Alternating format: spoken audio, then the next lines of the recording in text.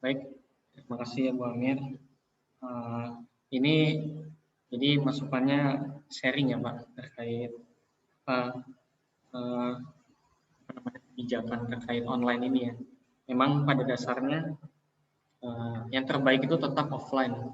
Mau sehebat apapun sistem online, sekreativitas apapun itu memang sulit untuk menjamin akhlak dan karakter anak itu terbangun. Mungkin soal secara kognitif, secara apa materi bisa masuk, tapi secara karakter itu sulit untuk terbangun dari online ini.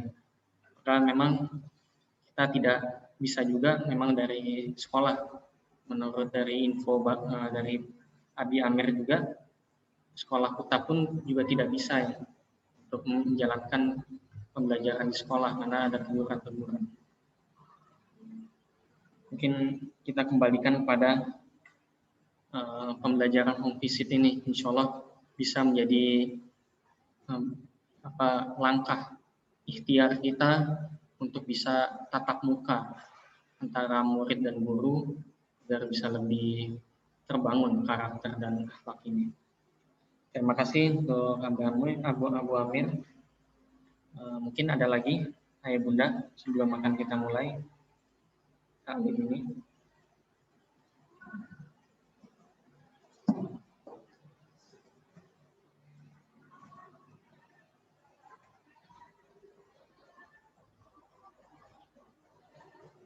Baik, mungkin Ayah Bunda nanti bisa dipersiapkan aja ya. Nanti biar bisa sekalian aja nanti di akhir taklim ini bisa sekalian ingin menyampaikan apa masukan nanti biar di sekalian dengan materi. Baik Ayah Bunda rahmati Allah Subhanahu wa taala, seperti yang di materi sebelumnya, kita sekarang ada di tanggal 14 Agustus. Insya Allah kita 3 hari lagi akan sama-sama akan melaksanakan 17 Agustusan untuk memperingati kemerdekaan Indonesia. Ini sebagai kesyukuran untuk menumbuhkan jiwa nasionalisme kita, menumbuhkan jiwa tanah air kita. Bahwasanya kita mengenang bagaimana perjuangan dan kegigihan bapak-bapak founding father kita yang telah memperjuangkan negeri ini membebaskan dari penjajahan. Nah, dalam kesempatan kali ini kita alhamdulillah sudah merdeka secara fisik. Namun kita belum merdeka secara pemikiran. Kita masih belum selesai PR kita.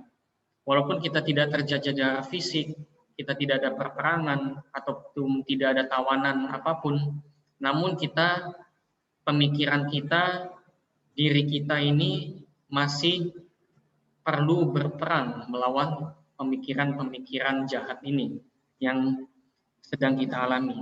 Karena Mozul Fikri ini bukan hanya anak-anak kita saja yang mengalami, namun semua lapisan umur, generasi kita ini sedang dijajah pemikiran kita. Nah ini dia dinamakan dengan Ghazwul Fikri. Ini dalam bahasa Arab, Ghazwul itu perang, Fikri itu pemikiran. Maka dalam kesempatan kali ini saya mengajak untuk Ayah Bunda kita bisa sama-sama mencoba untuk bisa merdeka dari Ghazwul Fikri ini, perang pemikiran melawan informasi-informasi ataupun peradaban Barat ini. Dulu ini saya akan berikan slide lagi ya, Ibu Bunda.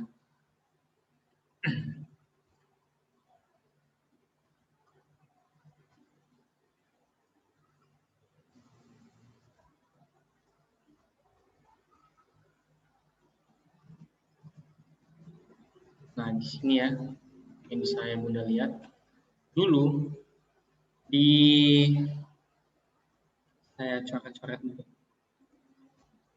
Dulu di abad kelima itu adalah bangsa Romawi yang menguasai dunia.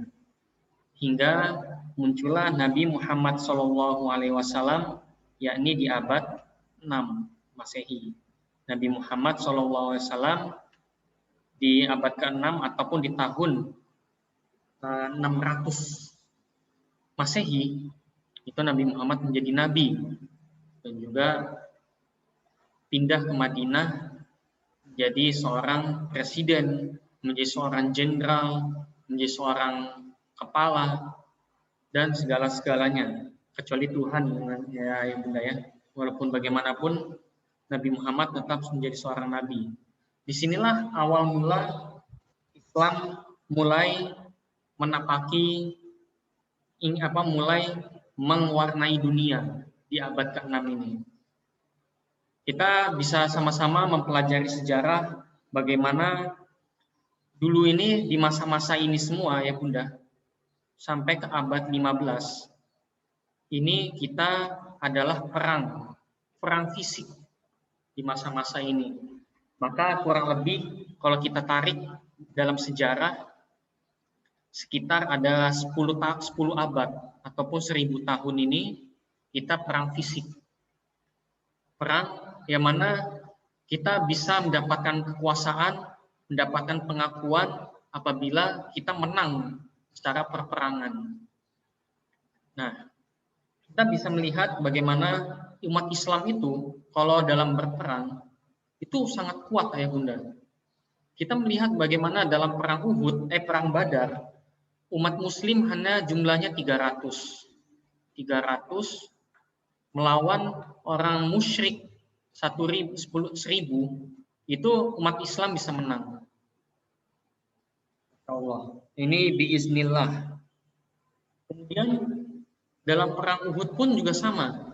Umat Islam berjumlah 1000 melawan 3000 orang kafir. Itu pun juga alhamdulillah umat Islam juga bisa menang. Dan yang lebih tercatat dalam sejarah lagi, yang lebih fenomenal lagi ya Bunda, itu bagaimana umat Islam dalam komando Khalid bin Walid dalam perang Tabuk, umat Islam itu jumlahnya hanya 30.000. Kemudian orang Romawi itu jumlahnya 240.000. Itu bayangkan berapa kali lipat, 8 kali lipat jumlahnya. Itu bisa menang umat Islam. Orang Romawi itu ketar-ketir melawan umat Islam. Kemudian perjalanan waktu pun hingga di abad ini, dari abad ke-7, 8, 9, 10, sampai ke abad 15, sampai ke abad 16 ini, umat Islam itu berjaya. Kekuasaannya itu udah di mana-mana. Baik itu di Persia, baik itu di Romawi, di Afrika, itu semuanya Islam menguasai dunia. Jadi tidak ada tandingannya umat Islam bila dalam peperangan. Nah, disinilah orang-orang non-Muslim, walaupun mereka ini tertinggal secara peradaban, secara keilmuan, secara fisik, militer, mereka kalah segala-galanya.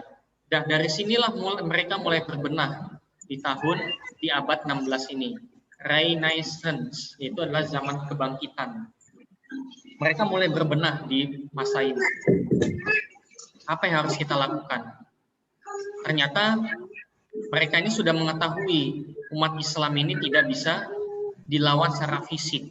Maka mereka bermain secara pikiran. Kemudian di abad 16 ini mereka mulai mengirimkan putra-putra terbaik mereka. Ini mungkin mohon maaf Ummu Alfin bisa di mute. Ini Alfian ya, Ummu Alfian.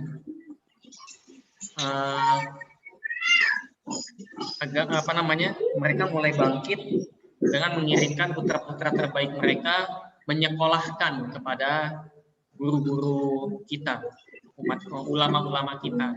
Mereka mulai mempelajari Al-Quran, mempelajari hadis, mempelajari peradaban-peradaban tentang keilmuan dokter, astronom, matematik, itu kan semuanya umat Islam semua ya Bunda yang menemukan. Seperti halnya matematik itu aljabar, itu ulama kita yang menemukan. Kemudian Ibnu Sina yang menemukan Ibnu Farabi, ilmu-ilmu fisika, ilmu kedokteran. Nah, terkait sejarah peradaban Islam. Nah, dari sinilah mereka bangkit, mereka move on, mereka menciptakan sesuatu hingga di abad inilah, di abad 18 atau 19 inilah Industrial Revolution. Tapi mereka sebelumnya dicik juga ya Bunda. Jadi buku-buku penemuan-penemuan Islam itu dibakar semuanya. Inilah dalam firman Allah Subhanahu wa taala ayat 120, Al-Baqarah ayat 120. Walan tardo angkal yahudu walan nasara hatta tattabi'a millatahum. Sesungguhnya orang Yahudi, orang Nasrani tidak akan ridho kepada umat Islam sampai kita mengikuti mereka. Nah, disinilah mereka berbenah, mereka bangkit, mereka move on dengan menciptakan penemuan-penemuan baru. Hingga kita mendengar nama-nama seperti Alexander Graham Bell yang menemukan telepon, yang menemukan mesin uap, menemukan transportasi modern, menemukan komputer dan teknologi-teknologi lainnya. Nah, disinilah mereka mulai bangkit hingga pada saat ini di abad sekarang 20 sampai kita sekarang ini yang menguasai dunia adalah kita sudah sama-sama tahu ya Bunda, China, Amerika, kemudian dan juga Israel. Bangsa Yahudi itu sendiri. Semua komponen baik itu ekonomi, pendidikan ataupun sepak bola dunia itu semua sudah dikuasai oleh mereka. Mengapa itu bisa terjadi? Kita kalah secara pemikiran. Kita semua kalah dalam perang pemikiran ini. Kita itu sudah didesain oleh mereka bagaimana kita fokus saja dengan urusan agama. Inilah yang kita sebut dengan sekularisme. Sekuler.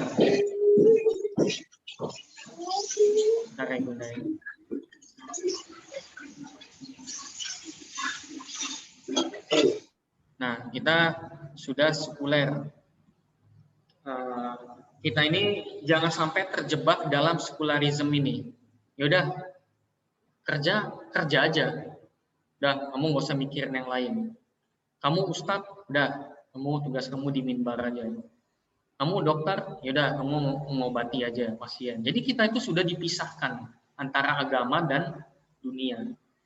Hingga seperti itulah kita tidak bisa memunculkan inovasi-inovasi, penemuan-penemuan baru, kreativitas yang bisa kita sumbangsi untuk bangsa ini ataupun untuk umat Islam itu sendiri.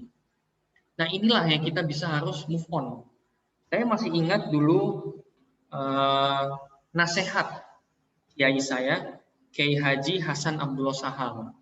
Ini adalah rahimahullah, beliau adalah sekarang masih menjabat sebagai pimpinan Gontor, mengatakan, ini juga dalam acara Kick and ya Bunda.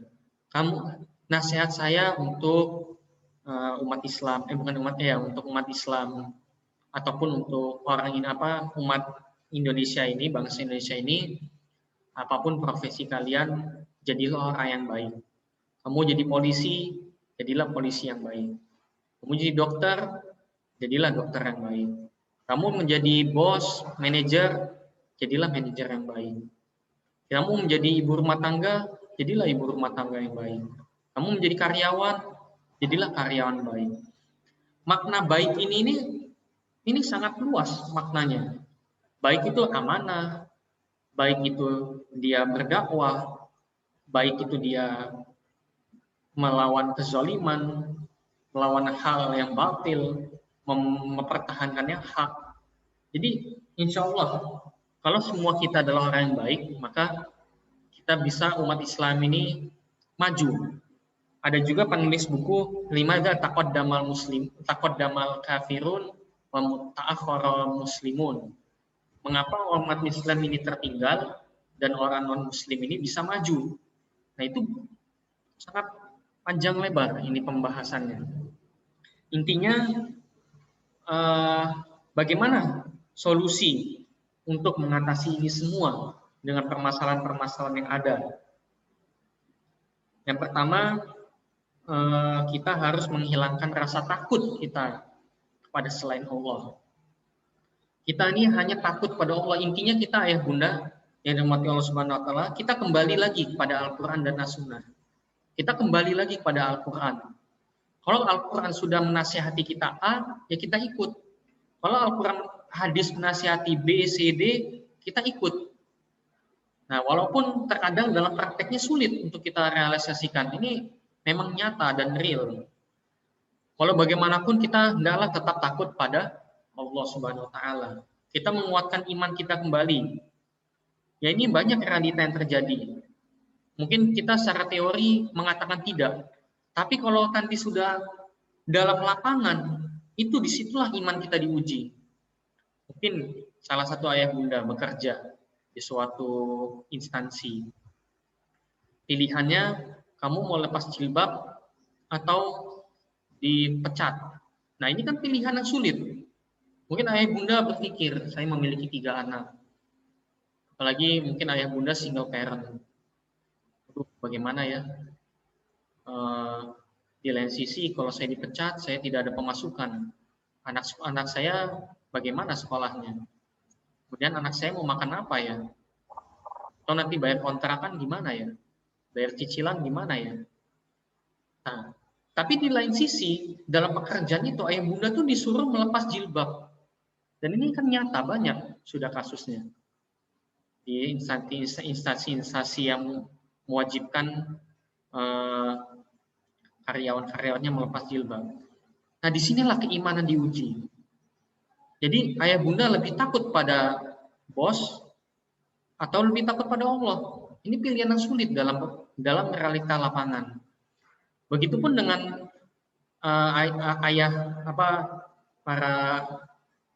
bapak-bapak dalam bekerja.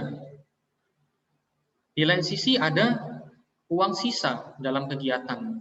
Nominalnya lumayan 10 juta. Ingin dibagi-bagi pada yang lain. Di situ juga kita tahu bahwasanya itu bukan hak kita. Tapi di lain sisi mungkin kita berpikir, lumayan nih buat bayar cicilan. Wah, lumayan nih buat membahagiakan istri. Nah, ini disinilah keimanan kita diuji. Bagaimana kita jangan sampai lebih takut pada atasan kita daripada Allah Subhanahu wa taala. Kalau kita takut pada Allah, kita pasti akan menolak itu. Kita akan menolak dan kita menyerahkan Allah lah akan membantu saya. Kita bisa membaca sudah bagaimana sirah-sirah para kisah sahabat. Ketika Abu Bakar As-Siddiq ingin menyumbang dalam perang Badar.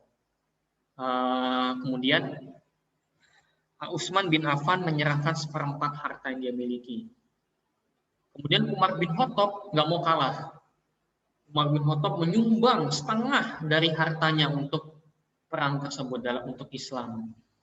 Dan yang lebih fenomenal lagi, yang lebih wah lagi, Abu Bakar As-Siddiq menyumbangkan semuanya untuk perang. Misalnya kalau dalam zaman kita ini, misalnya Abu Bakar memiliki uang 100 juta, berarti 100 jutanya itu semuanya diberikan untuk Islam. Sampai Rasulullah SAW menanyakan kepada Abu Bakar, wahai Abu Bakar, terus apa yang kamu tinggalkan untuk anak dan istri? Dengan kekuatan imannya Abu Bakar mengatakan, Allah dan Rasulnya yang akan menjaga anak dan istri saya. Ini betapa kekuatan iman yang bisa kita teladani di zaman sekarang ini. Kita Di zaman dahulu mereka hanya takut pada Allah. Allah yang akan mengganti. Jangan takut. Kalau memang sudah rezeki kita, insya Allah kita akan mendapatkan. Belum lagi kisah Abdurrahman bin Auf ketika dari Mekah itu orang tajirun, juragan, tapi ke Mekah, ke Madinah itu nggak bawa apa-apa. Apalagi di zaman dahulu nggak ada ATM ya bunda, nggak bawa apa-apa, cuman bawa baju. Datang ke Madinah, kemudian ingin diberikan fasilitas oleh kaum Ansor, Abdurrahman bin Auf mengatakan, saya nggak mau dikasih rumah, dikasih apapun. Kamu cuma cukup tunjukkan mana pasar. Nah dari situlah, kalau sudah memang rezeki, Abdurrahman bin Auf ya ditakdirkan menjadi orang kaya kembali.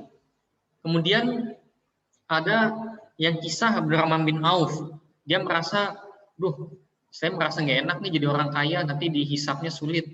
Adalah saya ingin jual rugi ya bunda, istilahnya ada jual rugi kan.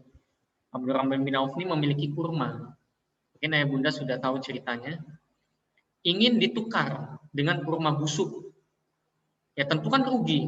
Dia punya kurma matang, kurma yang enak, ditukar kurma busuk yang harganya saat itu jatuh. Tapi qadar Allah, ternyata beberapa bulan kemudian ada muncul wabah penyakit, yang mana wabah itu obatnya itu adalah kurma busuk. Bayangkan ya bunda. Akhirnya kurma busuk itu harganya melambung tinggi. Orang-orang akhirnya membeli kurma itu kepada Abdurrahman bin Auf. Bukannya awalnya tadi ingin jual rugi, malah menjadi untung besar. Coba bayangkan ya bunda. Ini usinafsi wa iyyakum. Karena kita ini terkadang banyak masyarakat ini sudah menuhankan uang. Maka ini dalam hal ini bagian dari ghazul fikri, perang pemikiran juga. Ini adalah nasihat untuk kita bersama. Nafsi wa yakum ini termasuk untuk saya pribadi. Semoga kita sama-sama kuat untuk menghadapi kejamnya kehidupan dunia ini. Kemudian kita kembali lagi pada poin tadi. Kita harus memiliki rasa takut kita pada Allah. Udah, kita jangan merasa takut pada yang lain. Karena beda tipis saya bunda, takut dan juga taat. Itu patuh dan juga takut itu beda tipis. Khususnya kepada manusia. Nah ini kita kembalikan pada Allah. Takut di sini kita betul-betul takut bahwasanya nanti di akhirat kelak nanti kita akan dihisab. Di akhirat kelak kita tidak bisa memanipulasi data. Di akhirat kelak, yang mana kehidupan di sini hanya sementara dan keabadian ada di akhirat. Ini bisa menjadi bahan renungan kita. Kemudian kedua, kita menanamkan dalam diri kita untuk menjadi seorang dai, menjadi seorang dai. Jadi kita menghilangkan sekularisme ini. Jadi agama dan juga ilmu pengetahuan umum itu harus menjadi satu, nggak boleh dipisah. Ini untuk nasihat kita bersama.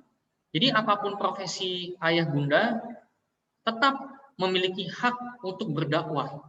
Justru itulah yang harus ditanamkan dalam diri kita semua. Jangan sampai apapun yang kita lakukan itu semata-mata untuk mencari nafkah ataupun untuk uang semata. Tetapi dakwahlah kita dimanapun kita berada. Ayah bunda menjadi ibu rumah tangga, ibu para ummahat menjadi seorang ibu rumah tangga, disitulah dakwahnya. Berdakwah kepada anak-anak. Seorang ayah menjadi karyawan di bank, disitulah kesempatan untuk berdakwah. Seorang ayah menjadi pedagang, disitulah berdakwah. Ketika ada pelanggan datang, kita menyampaikan apa yang keilmuan yang kita miliki, kita bisa menyampaikan. Ayah bunda menjadi polisi, disitulah berdakwah. Ketika bapak-bapak melihat kezoliman, kasih tahu. Melihat polisi ada yang ngumpat tiba-tiba nilang, kasih tahu. Ada yang polisi tiba-tiba menerima sogokan, kasih tahu. Ataupun ayah bunda, ayah apa para bapak-bapak menjadi seorang bos juga sama berdakwah.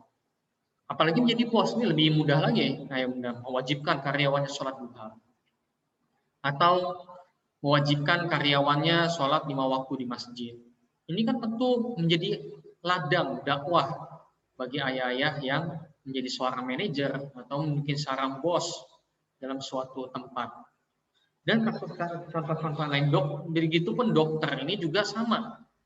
Seorang dokter, kesempatan dakwahnya tinggi. Tentu ini sangat sulit ketika melihat pasien yang sudah ingin meninggal. Tapi karena nggak punya duit, akhirnya dibiarkan. Ini sangat banyak kasus-kasus seperti ini. Tapi menjadi dokter yang berdakwah, siapapun dia akan ditangani. Nanti urusan nanti tidak punya biaya, nanti dikomunikasikan. Inilah bagian dari dakwah. Karena kalau kita ini bisa untuk mengembalikan kembali ilmu pengetahuan disandingkan dengan ilmu agama, insya Allah umat Islam bisa akan kembali lagi. Ayah bunda rahmati Allah Subhanahu Wa Taala. Kemudian ada tantangan selanjutnya, tantangan tentang perang pemikiran ini. Jadi orang non Muslim ini menyerang kita dari 4F. 4F. Yang pertama adalah food, yaitu adalah makanan. Ini anak muda, khususnya anak muda nih yang dicuci oleh otaknya. Hal-hal apa dibuatlah tren-tren yang nggak masuk akal, tren-tren yang sebenarnya kalau kita pikir secara jernih itu biasa aja, tapi seakan-akan tuh wah di mata anak muda. Seperti halnya dulu ada kisah yang tren itu BTS. Nah, ini banyak yang mengidolakan apa band BTS yang dari Korea itu ya. Atau karena burger itu dipromosikan oleh mereka, bisa harga burger 15.000 itu jadi 50.000 mau orang beli itu. Dikarenakan dipromosiin atau didesain seakan-akan itu murni dari BTS itu. Nah ini anak-anak muda ini kita sudah tercuci. Nah inilah tugas ayah bunda yang memiliki anak-anak sudah tumbuh remaja untuk dikuatkan kembali pemikiran mereka, dikembalikan lagi kepada islamisasi pada Al-Quran dan Sunnah. Kita bagaimana orang-orang Barat itu sudah membumingkan junk food, membumingkan makanan-makanan yang tidak sehat, yang bergula, yang berkolesterol tinggi. Nah, ini menjadi tanggung jawab, menjadi tugas kita untuk mengawal bahwasanya kita mencintai ya khususnya produk kita sama produk sama kita. Kita menguatkan sama ekonomi kita dari khususnya makanan. Mudah kita saling menguntungkan dan juga kita bisa sehat insya Allah. Kita dengan memperhatikan kesehatan dalam makanan. Karena walau bagaimanapun sumber penyakit itu datangnya dari makanan, ayah bunda. Kita bisa meneladani bagaimana Rasulullah SAW itu seorang yang tidak pernah sakit dalam seumur hidupnya, ya bunda. Bayangkan, tidak pernah sakit dalam seumur hidupnya. Kecuali ketika menjelang kematiannya Rasulullah Nabi Muhammad SAW. Itu pun sakitnya karena diracuni, bukan sakit karena makan sembarangan. Nah, kita bisa meneladani, kok bisa Nabi Muhammad SAW nggak pernah sakit? Tentu tidak lain tidak bukan karena konsumsi yang sehat. Makan kurma, makan gandum, itu pun gandumnya tidak berlebihan. Jadi asupan-asupan yang masuk dalam tubuh itu asupannya sehat. Kalau asupannya sehat dalam tubuh kita, maka kita akan lebih energik, akan lebih produktif dalam menghadapi hari-hari kita ke depan. Mungkin kalau di sini ayah bunda yang background-nya kesehatan tentu akan lebih memahami hal ini ya. Kalau mungkin saya hanya bisa mengetahui dasar-dasarnya aja. Dan yang kedua yang tidak kalah penting adalah fashion, ayah bunda. Nah, kita jadi seakan-akan hidup dalam fashion, dalam berbusana ini kita udah nggak tahu lagi mana yang benar, mana yang salah. Sampai-sampai ada definisi sopan dalam berpakaian itu gimana? Kita tuh nggak tahu lagi. Jadi masing-masing negara itu memiliki definisi masing-masing. Mungkin kalau di Amerika definisi sopan perempuan menggunakan rok sampai lutut misalnya. Tapi kalau definisi Indonesia definisi sopan sampai lutut, saya juga belum tahu. Itu masing-masing, mungkin bukan negara yang punya definisi itu mungkin masing-masing budaya, masing-masing suku yang memiliki definisi itu. Tapi kalau kita jelas dalam Islam definisi untuk para laki-laki, dia pakaian dikatakan sopan apabila menutupi aurat, yaitu lutut sampai pusar. Kalau perempuan, definisi sopan dalam berpakaian menutup aurat seluruh tubuh kecuali muka dan telapak tangan. Nah, ini definisi ini sudah jelas dalam Islam. Tapi mengapa ternyata dalam prakteknya bahkan mayoritas pakaian ini tidak merujuk kepada Islam? Anak-anak muda dengan bangganya menggunakan pakaian, pemudi-pemudinya dengan bangga menggunakan pakaian mini, ataupun menggunakan jilbab, jilbabnya sempit, baju-baju yang ketat, yang mengikuti tren dalam kehidupan sekarang. Siapa yang membangun tren itu? Yang memiliki kekuasaan sekarang. Nah, inilah termasuk dalam perang pemikiran. Kalau anak-anak kita ataupun kita sendiri berpikir ingin jernih, apakah ini salah, apakah ini benar, insya Allah kita akan bisa merealisasikan itu. Oh, ini salah. Oh, seharusnya ini tidak seperti ini. Itulah Allah Subhanahu wa taala selalu menasihati kita dan juga Rasulullah SAW untuk kita sering merenung, beruzlah, ataupun minimal ketika habis sholat, ketika berdoa, kita merenung apa kesalahan-kesalahan kita, apa yang harus saya lakukan. Nah, ini perenungan-perenungan ini penting. Nah, kita tidak bisa pungkiri bahwasanya fashion ini adalah perang pemikiran juga. Kita menasihati remaja ini dengan hal-hal yang masuk akal. Kita kembalikan lagi, misalnya, ya ayyuhalladzina amanu, ya ayyuhalladzina amanu, surat Al-Ahzab ayat 59. Itu untuk untuk menjulurkan jilbab-jilbab kalian agar kita bisa saling mengenal satu sama lain. Kita menasihati juga dengan jilbab kita akan lebih terjaga. Dengan jilbab anak-anak kita akan lebih saling mengenal. Kita bisa menasihati seperti itu. Kalau tingkat-tingkat kejahatan seksual akan bisa lebih berkurang. Ini adalah tugas kita bersama untuk mengkampanyekan islamisasi makanan. Yang kedua, islamisasi berpakaian. Walaupun ini tidak mudah. Yang ketiga adalah film. Kita juga sudah melawan pemikiran film ini. Film-film yang tidak berpendidikan atau film-film yang tidak mendidik yang sudah berkeliweran dalam stasiun televisi kita. Dan ini ya apapun yang kita miliki, misalnya yang bunda yang bekerja dalam KPI, penyiaran Islam ya, itu bisa mendakwahkan bahwasanya ini tidak boleh. Seperti halnya dulu ada misalnya kasus Lady Gaga, kita sudah mengetahui bagaimana berpakaiannya, ingin berkontes di Indonesia dan disiarkan oleh siaran TV. Nah, kita jelas menolak, ini tidak mendidik karena membuka aurat misalnya. Ataupun dengan artis-artis yang lainnya mungkin yang membuka aurat, karena ini perfilman ini sudah tidak mendidik. Maka film-film yang mendidik aja yang kita tonton, misalnya siaran kajian Islam yang mendidik, ataupun Terkadang beberapa siaran TV Trans TV mungkin kalau yang mendidik kita tonton, tapi yang tidak mendidik ya udah kita tinggalkan. Ataupun berita-berita. Tapi kalau sudah kesyirikan, misalnya kayak film orang-orang yang terbang, film dewa, itu kan ada beberapa channel TV yang menyiarkan itu. Nah itu tentu nggak perlu kita tonton, dan juga anak-anak nggak perlu untuk menonton itu. Dan juga yang F yang terakhir adalah fun. Ini adalah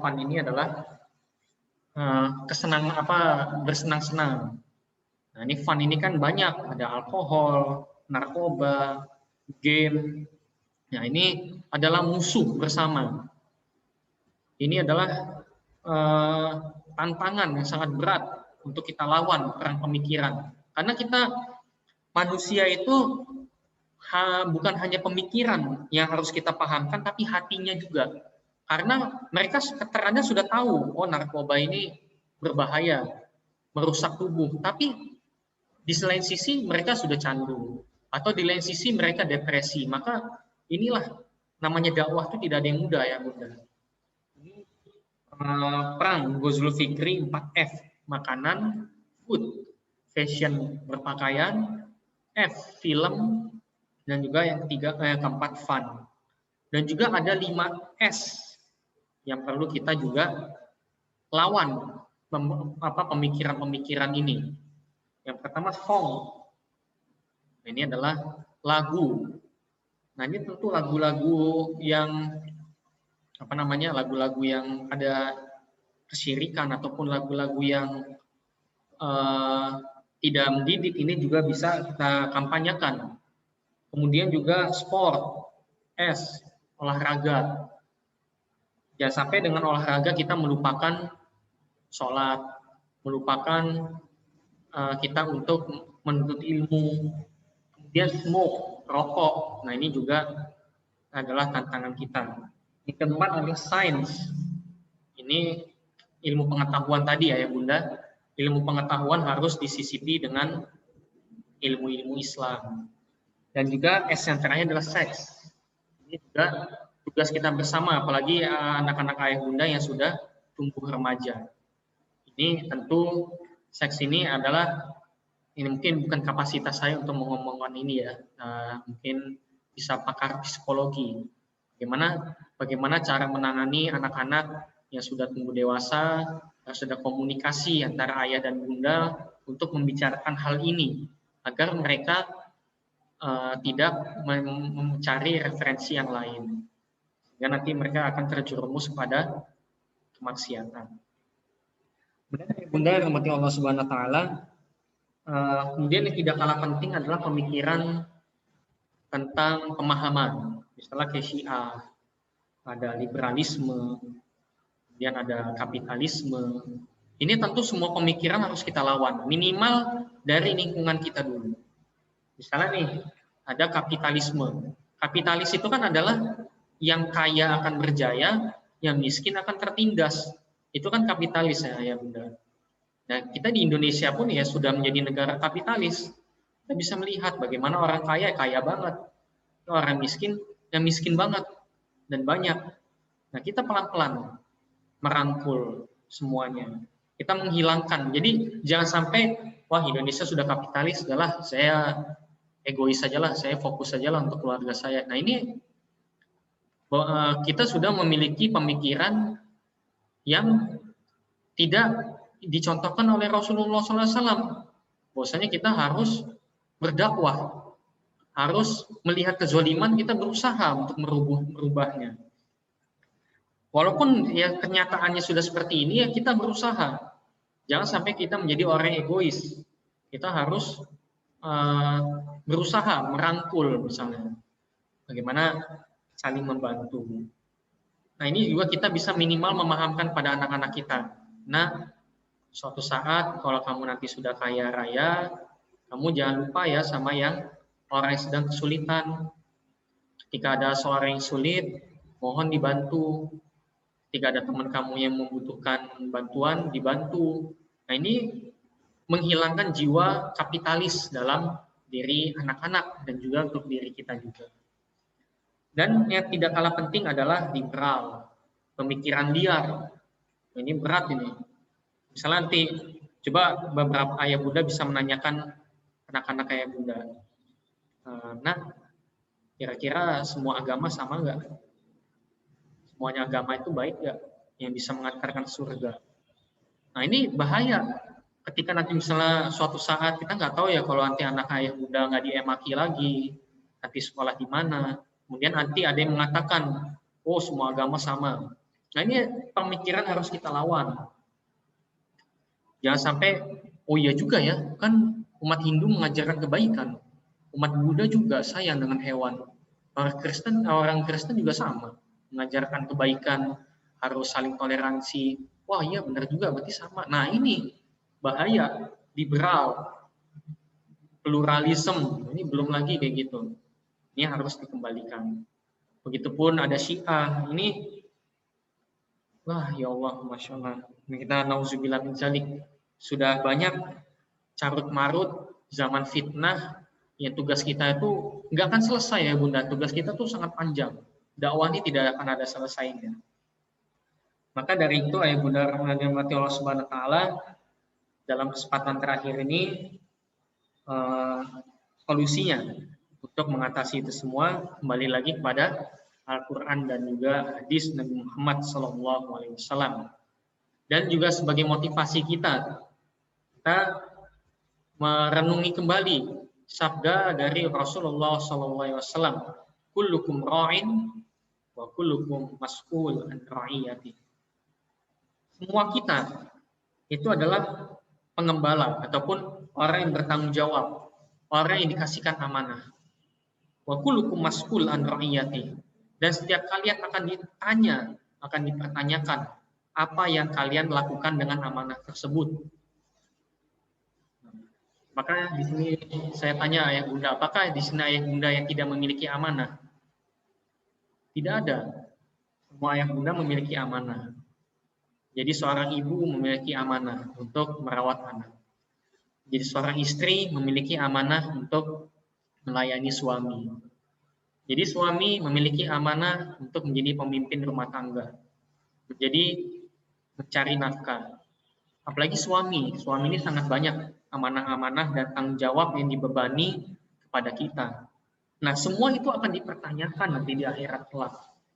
Nanti di akhirat kelak, nanti di padang mahsyar akan ditanya, tangan ini akan bersaksi, telinga akan bersaksi, mata akan bersaksi, kaki akan bersaksi. Hanya mulut yang tidak bersaksi, mulut akan ditutup rapat. Itu akan mempertanggungjawabkan semua apa yang kita lakukan di muka bumi. Dan juga nasihat tidak kalah pentingnya untuk kita renungi. Surat At-Tahrim ayat 6. Ya ayyuhalladzina amanu qu anfusakum wa ahlikum nar. Wahai orang-orang beriman, jagalah keluarga dirimu dan juga keluargamu. Diri kita dijaga dan juga menjaga keluarga dari siksa api neraka, dari panasnya api neraka. Ini hendaklah menjadi renungan kita bersama. Usi nafsi wa yakum, bukan berarti dalam kesempatan kali ini saya adalah orang yang paling bersih, orang yang suci, orang yang terbaik di antara ayah bunda, tetapi ini sifatnya adalah sharing, untuk nasihat bersama, saling menasehati. Mungkin ibaratnya di sini saya jubir lah, juru bicara untuk mengkaji tentang Islam. Tapi bukan berarti saya sebagai orang yang suci, orang paling berhak untuk menyampaikan ini, tapi sebagai perantara saja untuk kita sama-sama bisa merenungi terkait perang pemikiran ini. Tugas kita belum selesai. Kita nanti 3 hari lagi merdeka, 17 Agustus, dan juga kita merdeka di sini, merdeka fisik, tapi merdeka pemikiran juga harus kita gaungkan juga. Merdeka, kita merdeka secara fisik, kita merdeka secara pemikiran. Walaupun mungkin belum sepenuhnya 100% merdeka pemikiran, tapi kita sebagai motivasi dari taklim ini. Ada motivasi, nanti ketika 17 Agustus juga motivasinya itu ya kita gaungkan, merdeka secara pemikiran. Mungkin masih ada 12 menit ya, kita masuk kepada sharing atau diskusi atau masukan dari Ayah Bunda, atau yang ada yang menambahkan, silakan Ayah Bunda. Assalamualaikum Ustaz. Waalaikumsalam warahmatullahi wabarakatuh. Ini dengan Abu siapa? Abu Amir. Oh ya, Abu Amir lagi. Ya, tafadhol Abu Amir, Masya Allah. Terima kasih tadi udah disampaikan materi yang cukup bagus ya, terutama yang 4F itu. Kemudian nggak kelewat. Yang pertama adalah food ya, masalah makanan. Ini saya juga punya problem di food ini, terutama kepada anak-anak saya ya. Karena lingkungan saya itu sangat berperan juga terhadap perkembangan anak saya. Nah, food ya. Jadi saya pernah mendengar pas di TK anak saya itu bahwa di Al-Quran itu dijelaskan bahwa halalan toiban ya, untuk makan halalan toiban. Sedangkan saya sudah sama istri sudah mengajarkan untuk makan makanan buah, sayur kepada anak saya. Itu saya mengalami kesulitan. Ternyata setelah saya lihat di lingkungan anak-anak, saya sukanya makanan-makanan yang awetnya cukup lama banget gitu. Kayak makanan Indomie, makanan siap saji itu ya, makanan yang mat-mat gitulah, itu kan makanan yang lama banget, wafer dan segala macam. Itu kan sebenarnya tidak bagus ya untuk fisik kita. Saya pun ketika udah berusia sekarang pun udah mulai merasakan efek-efek dari yang manisnya cukup tinggi, yang ada penguat rasa itu ternyata nggak bagus juga di badan. Terus setelah adanya pandemi ini saya udah benar-benar mengurangi yang seperti itu. Saya itu ada kesulitan di anak saya, ada perlawanan dari anak temennya anak saya itu seperti itu, senang makan seperti itu. Tapi ketika anak saya TK itu, sekolahan itu mendukung, jadi mendukung bahwa makanannya harus sehat. Jadi gurunya itu selalu menyampaikan, dan ketika makan di sekolah pun itu makanan yang halalan toiban. Nah, maka saya pengen ada dukungan dari sekolah, terutama dari gurunya, terutama anak-anak itu kalau temennya makan buah jadi ikut-ikutan makan buah. Itu saya rindu itu dengan offline itu jadi food ya. Saya kesulitan sekali itu untuk mengajari anak saya, membiasakan bukan makanan sayur dan buah. Terus yang tadi fashion alhamdulillah anak saya sudah terbiasa untuk menutup aurat ya. Saya selalu belinya juga beli baju yang celana panjang ya. Kemudian dari situ juga ada ladang ibadah, ladang pahala untuk saya juga kan, untuk menutup aurat walaupun dia belum balik. Dan saya juga menyampaikan kepada anak-anak ini sudah mulai saya untuk menyampaikan kepada teman-teman bahwa sebagai seorang muslim itu harus menutup aurat. Itu sih sudah bisa ya, saya mendapat tantangan cukup berat ya, walaupun ada itu cukup sedikit. Nah, teman-temannya mereka itu sudah sependapat dengan pakai celana yang menutup aurat. Yang berikutnya adalah film ya. Film pun, wah ini dapat serangannya cukup berat nih. Apalagi ada anak saya kalau pulang Among Us bisa begini begitu. Ada lagi film Agent Ali yang bisa begini begitu.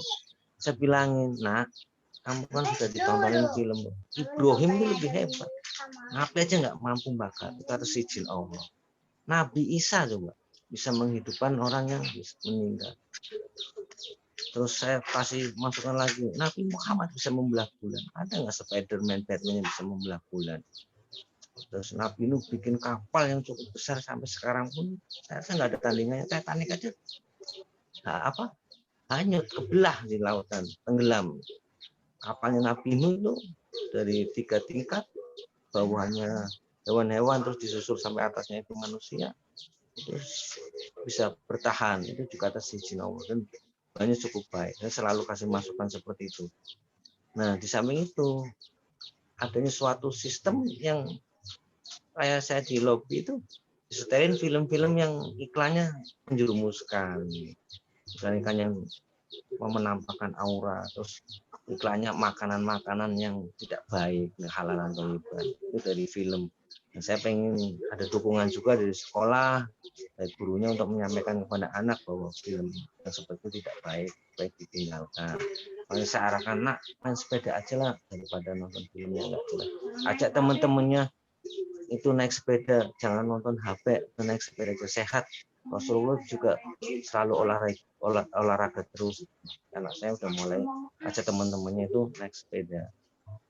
Yang terakhir ada apa ya, kesenangannya, Van. Nah itu kesenangan itu saya sampaikan karena saya anak, Ustadz saya pun udah pernah nyampaikan, kalau kita membaca Quran senang, itu juga dapat pahala, kita pun senang karena Al-Quran itu juga obat untuk membuat kita itu senang. Maka kalau kita senang akan cepat bisa menghafal. Terus senang ketemu dengan keluarga, itu juga kesenangan daripada ketemu teman-teman kamu yang tidak baik. Makanya saya pengen ya mudah-mudahan seperti angkat COVID ini biar anak saya itu kembali lagi ke lingkungan yang baik gitu. Jadi saya pengen butuh dukungan dari sekolah, baik dari guru maupun dari orang-orang tua seperti ini. Juga pentingnya menyampaikan kepada lingkungan sekitar kita ketika kita ada kegiatan belajar mengajar, didukung. Kalau mereka tahu betapa baiknya Islam, insya Allah mereka akan mendukung. Jika ada laporannya enggak baik pun dia nggak melaporkan gitu loh. Apalagi memang tentu dengan syarat-syarat yang seperti ini yang saya sampaikan dengan protokol kesehatan. Terus saya ceritakan bahwa Ustadz yang di Kutab teman saya yang di Tegal itu benar-benar dilindungi sama lingkungan, karena ya juga menjaga kebersihan. Jadi Ustadz itu memang sebagai contoh ya di panutan di lingkungan, itu sangat penting sekali. Dukungan itu penting sangat sekali. Tentunya dengan kita menyampaikan berkali-kali, Allah juga akan mengajarkan kita berkali-kali, seperti membaca Quran pun berkali-kali, siang dan malam pun berkali-kali. Sampaikan kebenaran terus kepada masyarakat sehingga masyarakat mendukung kegiatan Al-Uswah ini kan bagus banget, ilmu Al-Quran. Bersyukur dengan anak kita belajar Al-Quran,